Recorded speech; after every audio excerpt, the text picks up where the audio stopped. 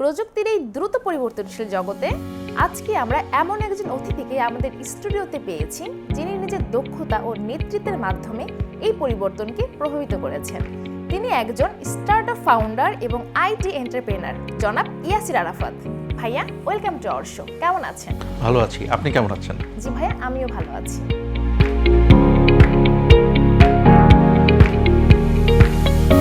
ভাইয়া, আমরা প্রথমে জানতে চাইবো প্রযুক্তি এবং বিশাল ডেটা ওয়ার্ল্ডের প্রতি আপনার আগ্রহ কিভাবে জন্মালো?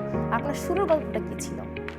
আচ্ছা, প্রযুক্তির ব্যাপারটা যদি বলতে চাই, আমার আসলে প্রযুক্তির প্রতি আগ্রহটা জন্মিয়েছে অলমোস্ট 2000 সালের একটু আগে থেকে, যখন বাংলাদেশে একটা কম্পিউটারের বিপ্লব হয়ে গেল।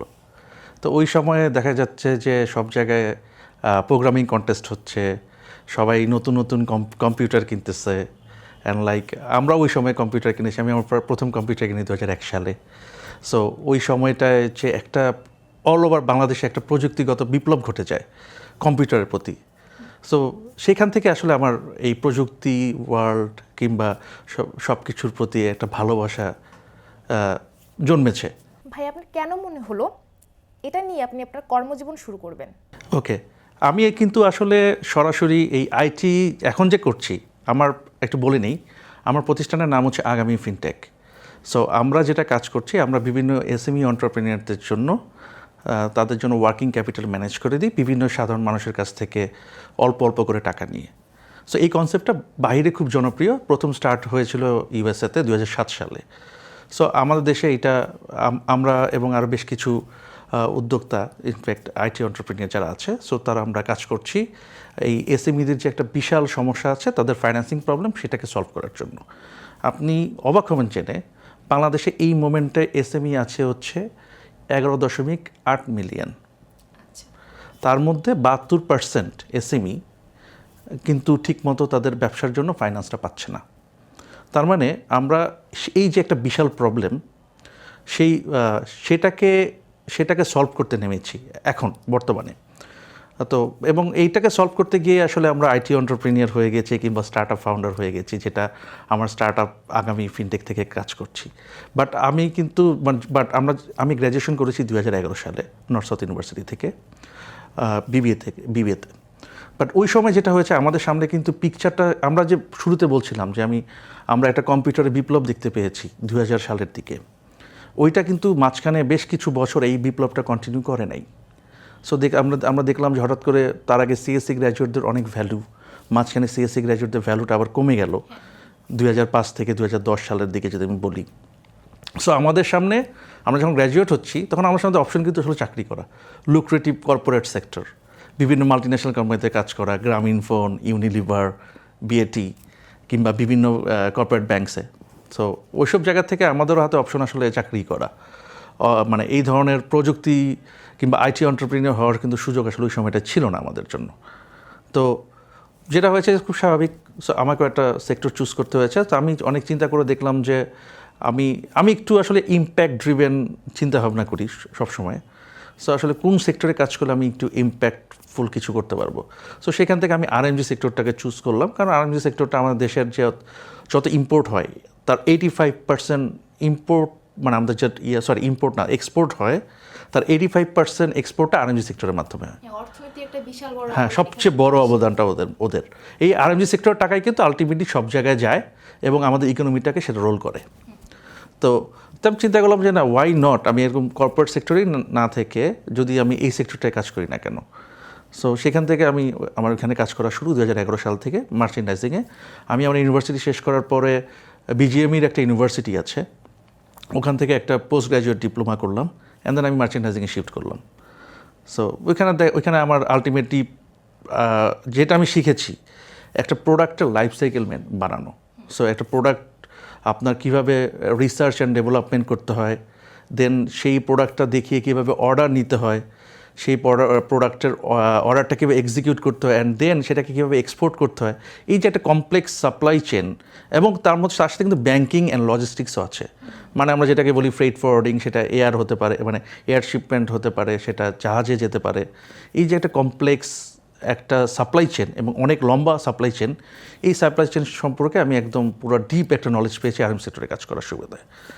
সো সেইখান থেকে যেটা হলো, এরপর তো 2020 সালে কোভিড আসলো, আমরা তখন আর্মি সেক্টরে কাজ করতেছি। কোভিড যখন আসলো তখন যেই ব্র্যান্ডটা ওয়ার্ল্ড ওয়াইড সবার আগে দেউলিয়া হয়ে গেল, আমি সেই ব্র্যান্ডে তখন কাজ করতেছি ওদের ঢাকা অফিসে। ঠিক আছে, সো আমরা কন্টিনিউয়াস হিট দেখতে পাচ্ছি এবং আমরা দেখতে পাচ্ছি যে ওই ব্র্যান্ডটা দেউলিয়া হয়ে যাওয়ার পরে আমাদের যারা এখানে আরএমজি ওনার ফ্যাক্টরিগুলো আছে তারা হ্যাভিলি ইম্প্যাক্টেড। আমি ইভেন আমরা কিছু প্রেস রিলিজ কিংবা কিছু দিয়ে দেখেছি যে আরএমজি ওনার যারা আছেন আমাদের দেশে তারা রীতিমতো ক্যামেরার সামনে এসে কান্না করতেছে যে তারা স্যালারি দিতে পারতেছে না, বিকজ বিশাল পরিমাণ প্রোডাক্ট স্টক লোড হয়ে যাচ্ছে। It's a big challenge. So ওইখানে আমি নিজেও একটা হিট পেলাম। অ্যান্ড এরপর আর যেহেতু কোভিড আসছে সবার চিন্তাভাবনা চেঞ্জ হয়ে গেছে। লাইক কোভিডের আগে কিন্তু সবার চিন্তাভাবনা একরকম ছিল, ঠিক না? আর কোভিডের পরে কিন্তু মানুষের লাইফ চিন্তা মানে মনে হচ্ছে যে we got a second life. So এখন আমাদের আসলে এমন কিছু করা উচিত যেটাতে আসলে মানে আমার মন থেকে কিংবা একটা যদি আমরা ভালো কিছু করতে চাই সেখান থেকে কী করা যায়। সো ওইখান থেকে আসলে কোভিডের পরে আমি একটা সেকেন্ড থট দেওয়া শুরু করলাম। অ্যান্ড দেখলাম যে আরএমজির পরে বাংলাদেশের বিগেস্ট সেক্টর হচ্ছে, লার্জেস্ট সেক্টর হচ্ছে আইটি সেক্টর।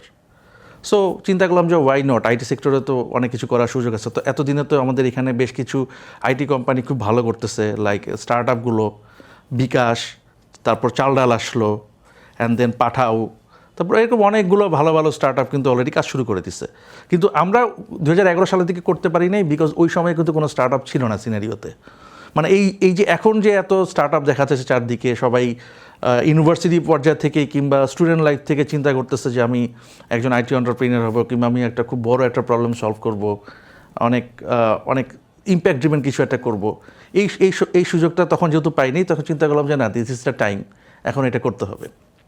সো সেইখান থেকে আমরা দেখলাম যে, তারপর আমি চিন্তা করছিলাম যে কী করা যায়, আসলে কোন জায়গায় এই আসলে রিয়েল প্রবলেমটা আসলেই আছে। সো সেখানে দেখলাম যে আমাদের এসএমই সেক্টরটা এখানে অনেক বড় একটা সেক্টর। এসএমই সেক্টরে আমাদের জিডিপির 30 থেকে 32% তারা অ্যাকাউন্টেবল পুরো জিডিপিটা আনার জন্য। ইভেন যত জব ক্রিয়েট হয় তার ম্যাক্সিমামটাই এসএমই সেক্টর থেকে আসে। লাইক বাট সেই হিসাবে তারা এনাফ সাপোর্ট পাচ্ছে না, তারা এনাফ গ্রোথ পাচ্ছে না বিজনেসে। সো ওইখান থেকে আমি ডিসাইড করলাম যে না, ঠিক আছে, এসএমই সেক্টর অনেক বড় কিছু হতে পারে, লেটস এক্সপ্লোর দিস। তো ওইখান থেকে ওই এসএমই সেক্টর নিয়ে কাজ করতে করতে দেখলাম যে তাদের একটা বড় সমস্যা হচ্ছে, তাদের আসলে বিজনেস অ্যাকাউন্টেবিলিটি ট্রানজ্যাকশন যে তারা করে ওইটার আসলে কোনো রেকর্ড থাকে না। যার জন্য ব্যাংক কিংবা অন্যান্য প্রতিষ্ঠান তাদেরকে আসলে ওইভাবে ফ্যাসিলিটেট করতে পারে না। মানে সিম্পল, আপনি যখন ব্যাংকের কাছে যাবেন যে আচ্ছা আমি এরকম ব্যবসা করতেছি, আমি তো প্রত্যেক বছর আমি 10 লাখ টাকার ব্যবসা করতেছি, তুমি আমাকে কিছু লোন দাও, তাইলে আমি এই 10 লাখের বিজনেসটাকে আমি 15 লাখ করতে পারবো। ব্যাংক সোজা কথা বলবে প্রমাণ দাও। হ্যাঁ, প্রমাণ ছাড়া তো দেবে না। প্রমাণ ছাড়া কোনো কাজ হবে না। আর এত বড় একটা ডিল যেহেতু অনেক টাকার একটা ব্যাপার, তো বিশ্বাসযোগ্যতা ছাড়া তারা দিতেও চাইবে না। অ্যাবসলিউটলি। সো ওই জায়গাটায় যেটা হয়, তারপর তো প্রমাণ আর দিতে পারে না, বিকজ তার তো সব হাতে কলমে আর সব মাথায়। বেসিক্যালি সে যদি একদিন 2 দিন অসুস্থ থাকে তাহলে পুরো ব্যবসায়ী স্টপ হয়ে যাচ্ছে। তো ওই জায়গাটা থেকে আমরা চিন্তা করলাম কী করা যায়। সো আমরা দেখলাম যে বাংলাদেশের যদি একটা হচ্ছে ডিজিটাল ট্রানজ্যাকশন, সে যদি তার লেনদেনগুলো কিছু ডিজিটালি করে, তারপর হচ্ছে ব্যাংকের মাধ্যমে করে, এখানেও আবার প্রচুর অবস্ট্যাকলস আছে, অনেক কিছু আছে, টেকনিক্যাল নো হাউ কিংবা ডিজিটাল নো হাউ আছে প্রচুর, তারা পারে কি বুঝে কি না, আবার অনেকে নিতে চায় না, আরও কিছু এমবেডেড কিছু প্রবলেম আছে। তো ওই জায়গা থেকে তারপর আমি চিন্তা করলাম ওকে, তাহলে যদি তারা কিছু ট্রানজ্যাকশন থ্রু ব্যাংকিং চ্যানেলে করে, কাস্টমারদের থেকে পেমেন্ট নিল কিংবা সে তার ভেন্ডর পেমেন্ট করলো ডিজিটালি, তাহলে কিন্তু তার একটা রেকর্ড দাঁড়াচ্ছে। আর এর মধ্যে আবার একটা বড় ব্যাপার হচ্ছে আমাদের দেশের ম্যাক্সিমাম বিজনেস, স্পেশালি অনলাইনে যত হয়, তার সব হচ্ছে ক্যাশ অন ডেলিভারি, ঠিক না? টাকা পেয়ে জিনিস পেয়ে টাকা দেবেন। হ্যাঁ, রাইট। সো ওই জায়গা থেকে আমরা চিন্তা করলাম যে ওকে, তাহলে আমরা লজিস্টিক্সটাও অ্যাড করি, বিকজ আমরা যদি ওদেরকে ওই বিজনেসটাও দেখাতে পারি, আমরা ব্যাংকের সামনে ওদেরকে ক্রেডিবল করে তুলতে পারবো। সো এই দুইটা চিন্তা করে আমরা এরকম যত ডিজিটাল এই যে ইয়েগুলো আছে, হ্যাঁ প্ল্যাটফর্মগুলো আছে, বেশ কয়েকজনকে আমরা কানেক্ট করলাম, বেশ কিছু লজিস্টিক কোম্পানিকে কানেক্ট করলাম, করে আমরা একটা প্ল্যাটফর্ম বানালাম।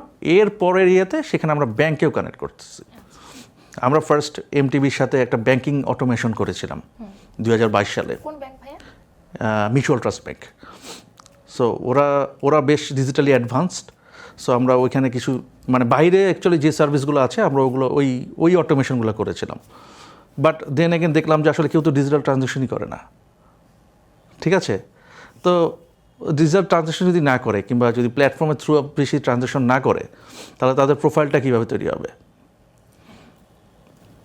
তাই না? সো ওই কারণে দেখা গেলো যে আসলে আমরা একটা পর্যায়ে গিয়ে দেখলাম যে না, আসলে মার্কেট এতটা রেডি না।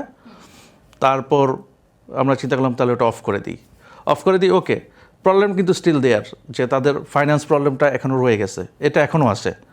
সো তারপর আমরা যেটা শুরু করলাম, এখন আমি যেটা করতেছি আগামী ফিনটেক থেকে তাদেরকে তাদের বিভিন্ন প্রজেক্টের উপরে কিংবা স্বল্প সময়ের জন্য তাদেরকে ওয়ার্কিং ক্যাপিটাল প্রোভাইড করা, বিভিন্ন মানুষের কাছ থেকে ছোট ফর এক্সাম্পল কারো 1 লাখ টাকা লাগবে, সেখানে হয়তো 10 জন হয়তো 10,000 করে দিয়ে তাকে 1 লাখ টাকা দিল এবং সে একটা নির্দিষ্ট সময় পরে ফেরত দিল। এবং এই যে পুরো প্রসেসটা দেখভাল করা, সেটা আমাদের কোম্পানি করে। এই ইনভেস্টরকে কানেক্ট করা থেকে শুরু করে এসএমইদেরকে ম্যানেজ করা, তাদের ব্যাক এন্ড রিসার্চ করা, তারা আসলে ক্রেডিবল কিনা ব্যবসা টাকা পাওয়ার জন্য, তাদের কী করবে ব্যবসা দিয়ে, মানে এই টাকাটা দিয়ে, এই সব কিছু এনশিওর করা। এবং তারপর হচ্ছে যে আবার ইনভেস্টরদেরকে সেই রিপেমেন্ট এনশিওর করা, মানে এই পুরো প্রসেসটাই আমরা জড়িত থাকি। আচ্ছা, ঠিক আছে? চমৎকার ভাইয়া, খুবই চমৎকার। সো এইটাতে আমরা দেখতে পাচ্ছি যে সামনের দিনে অনেক বড় অপরচুনিটি আছে। স্টিল মার্কেটে বেশ কিছু চ্যালেঞ্জ আছে, বাট আমরা চাচ্ছি যে আস্তে আস্তে আমাদের যে অনেক বড় এসএমই সেক্টর আছে সেখানে একটা বড় ইম্প্যাক্ট ক্রিয়েট করা। আচ্ছা ভাইয়া, আপনার কথার প্রসঙ্গেই যে আপনি কি ধরনের সমস্যার সম্মুখীন হয়েছেন কাজ করতে গিয়ে? ওকে, সো আমরা কাজ করতে গিয়ে তো আসলে সমস্যা তো আসলে এটা হবেই। আমরা যখন কেউ একজন এন্টারপ্রেনার হিসেবে দাঁড়িয়ে যাই, আপনাকে মাথায় রাখতে হবে যে আপনাকে অনেক লেভেলের প্রবলেম সলভ করতে হবে, ঠিক আছে? আমি যেমন প্রথমে বললাম যে আমরা একটা সলিউশন বানিয়ে রেখেছি, ওটাতে ভালো ইউজারই পাচ্ছি না, এইটা রাইট, এইটা একটা অনেক বড় প্রবলেম। সো আবার দেখা যাচ্ছে যে কখনো হয়তো ওরকম কোনো সলিউশন বানাই নাই, কিন্তু ওইখানে আমরা দেখা যাচ্ছে অনেক ভালো ইউজার পাচ্ছি, বিকজ ওইটা এখনকার প্রবলেমের সাথে বেশি কানেক্টেড, ঠিক আছে? অনেকটা ভাই আনপ্রেডিক্টেবলের মতো, মানে অনিশ্চিত আর কি। না, ঠিক সবসময় অনিশ্চিত না, প্রবলেমটা আছে। দেন এগেন আপনাকে এটা প্রপারলি মার্কেট রিসার্চ করতে হবে, আপনার প্রচুর প্রসপেক্টিভ কাস্টমারদের সাথে কথা বলতে হবে, দেন হয়তো আপনি একটা কনক্লুশনে আসতে পারবেন যে এটা আসলে ঠিক আছে কিনা। আর মোস্ট ইম্পর্টেন্ট পার্ট হচ্ছে এখানে আপনার রেভিনিউ মডেল, আসলে আপনি যে ইনকাম করবেন ওই জায়গাটাকে আপনি রাইটলি ডিফাইন করতে পারছেন কিনা, আপনার পেইং কাস্টমার আছে কিনা যারা আপনাকে পে করবে আপনার সার্ভিসটা নিয়ে, এটা যদি আপনি এনশিওর করতে পারেন, দেন আপনি যেটাই করেন না কেন চান্সেস হাই আপনি ওটাতে সাকসেসফুল হবেন। সো চ্যালেঞ্জ অনেক দেয়ার। আমি সবার আগে বলবো যে কোনো একটা বিজনেস স্টার্ট করার আগে তার রেভিনিউ মডেলটা, মানে আপনার এখানে পেইং কাস্টমার আছে কিনা আর তারা আপনাকে পে করবে কিনা, মানে আপনি আর্ন করতে পারবেন কিনা ঠিক মতো, কারণ আর্ন না করলে তো আপনার বিজনেস সাস্টেন করবে না। সো ওইটাকে এনশিওর করাটা, ওইটাকে খুঁজে পাওয়াটা সবচেয়ে বড় চ্যালেঞ্জ। ধন্যবাদ ভাইয়া। ভাইয়া, আজকের যুগে এআই এবং মেশিন লার্নিং ডেটা প্ল্যাটফর্মগুলোকে কিভাবে প্রভাবিত করছে? ওকে, এআই তো এখন সবচেয়ে মোস্ট হাইপড ওয়ার্ড আর সবচেয়ে ইম্পর্টেন্টও।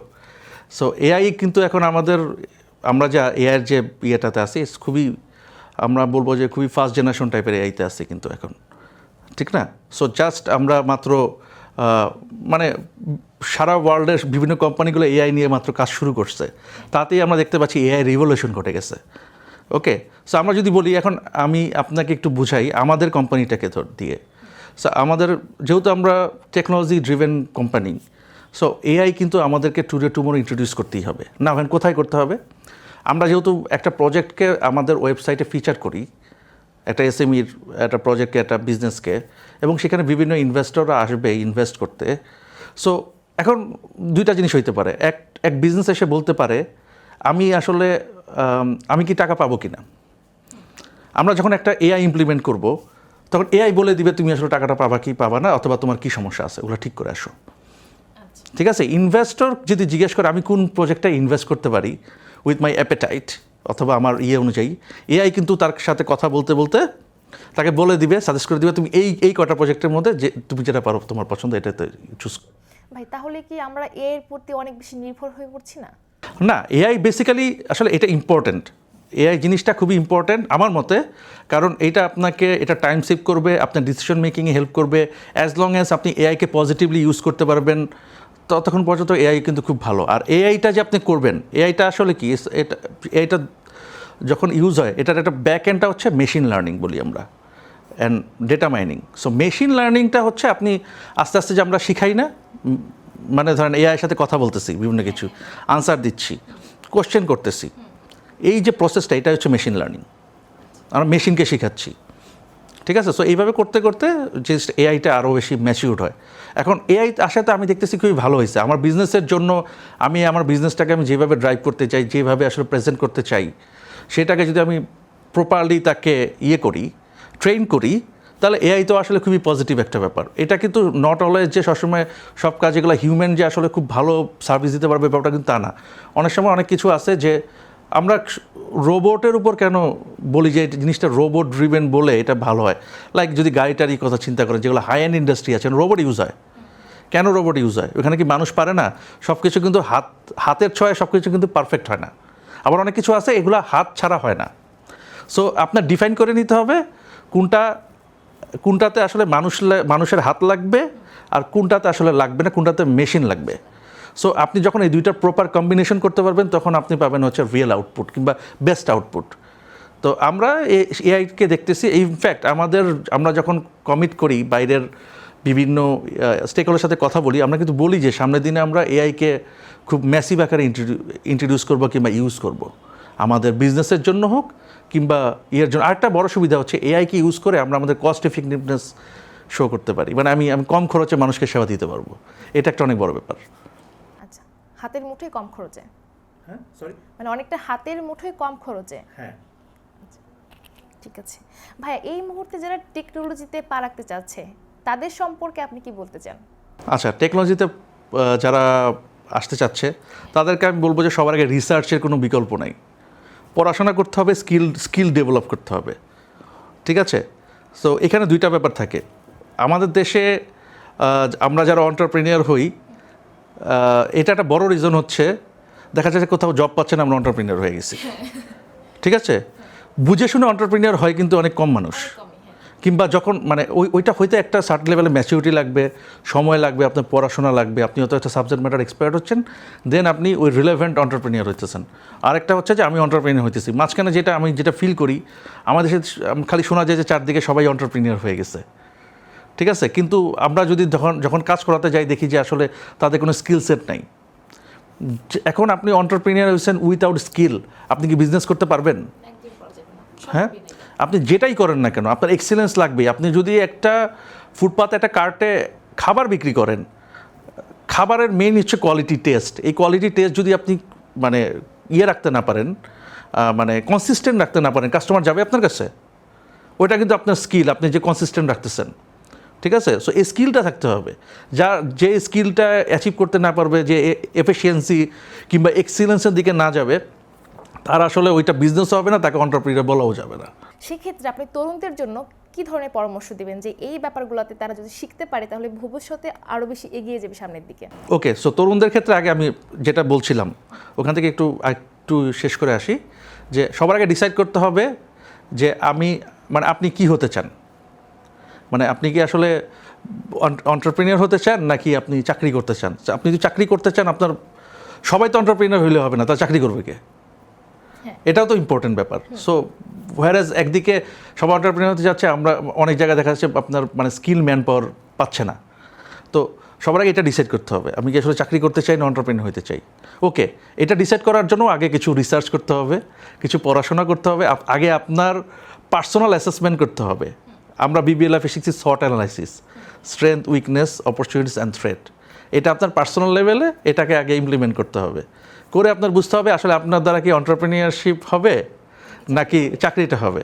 আমি রিসেন্টলি একটা এক্সেলারেটর প্রোগ্রামে আছি, এটা স্টার্ট আপদেরকে শেখানোর জন্য বিভিন্ন স্কুল টাইপের একটা মানে শর্ট টাইম 3 মাস 6 মাসের বিভিন্ন প্রোগ্রাম থাকে, স্কুলিং বলতে পারেন। সো ওইখানে আমাদের আপনার মানে অ্যাডমিশন নেওয়ার আগে ওরা একটা 30 মিনিটের একটা নেয়, অ্যাসেসমেন্ট করে। ওইখানে ওরা বলে দেয় যে আসলে আমার কোথায় স্কিল আছে কি না আছে, ওটা বেস করে ওরা আমাকে অ্যাকসেপ্ট করবে, রিজেক্ট করবে। সেম আপনার এন্টারপ্রেনিউর হওয়ার জন্য আসলে যে স্কিলগুলো দরকার, এগুলোকে আগে আপনার অ্যাসেস করতে হবে এটা আপনার মধ্যে আছে কিনা। যদি থাকে ভালো, তাহলে আপনি এন্টারপ্রেনিউর দিকে যেতে পারেন।